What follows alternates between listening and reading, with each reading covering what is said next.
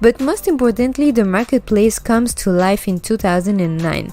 Linden Lab will acquire OnRes and X Street SL to create the marketplace. Revolution again. What do we use the most besides the wind light, the voice? Of course, our money. We shop. Where? In the marketplace mostly. It's probably the biggest numbers of transactions in dollars for virtual goods in the world. Linden dollar is of course the biggest virtual world currency, excepting the cryptocurrencies. Yes, $700 million per year with users' transactions. Later, the community forum and community tab will enter in the Second Life website. The old one will be archived. Before that, Linden Lab bought the social network Avatars United, a social network for all virtual worlds avatars, but it closed a bit after it did not last very long. That's so sad, but do not worry. 80% of the Second Life community is all over Facebook, Flickr, and even Instagram. Just make an account for your avatar. It's very okay. The sister of the grid comes in as well, Aditi. You remember the main Second Life grid name? It's Agni. Its own name's inspired by Sanskrit, something the first Lindens loved very much it seems. While the beta grid named Aditi makes its appearance in late 2008, the beta grid Aditi is used by creators to upload their creation and test them without having to pay the upload fee of the main viewer. It's free to join, but you have to register and yet to be approved, and it's widely used by Second Life designers.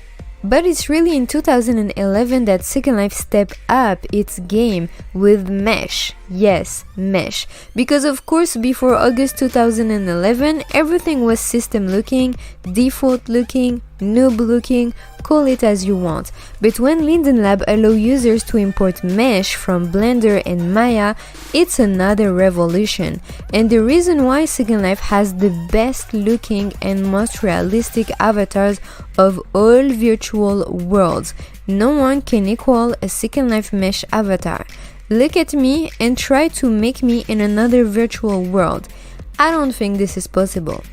And if you think the Second Life website images are made by graphic designers, no, it's made by the users, and Second Life select photos of users regularly and showcase the most amazing avatars on the Second Life website and their social networks. And there we go. This is our Second Life. It's alive. It's here. It has passed generations. It's 17 years old. I think there are a few things as a Second Lifer we should absolutely do one time in our virtual life. Of course, say hello to the statue of the man in Natoma. But another one very important, it's the Burn 2 festival previously named Burning Life. It's a virtual replica of the very famous Burning Man festival that takes place in San Francisco every year. Philippe Rosdell went there in his young days, way before he created Second Life, but it gave him many ideas for his dream to create a virtual world. Every year, Burn 2 occurs in Second Life during 1 week. I do think the Second Life community forum and blog features it.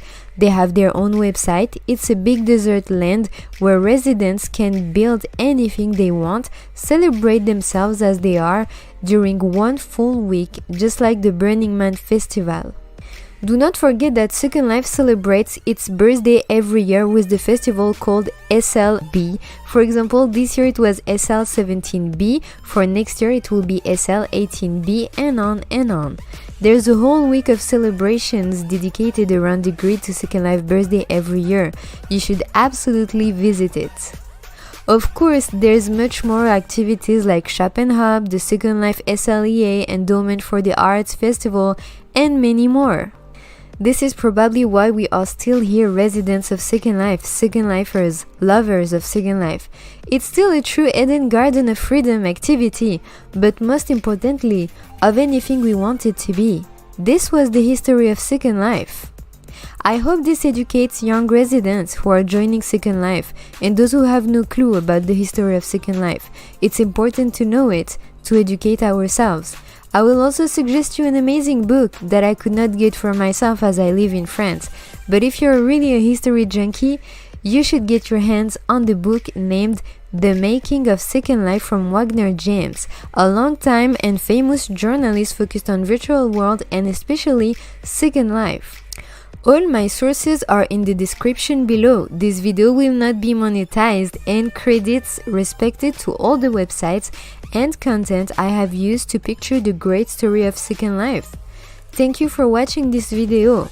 It's 30 minutes for you. It's a week of discovering, traveling, translating, writing through the grid for me with you. Have a good Second Life. Bully Coco.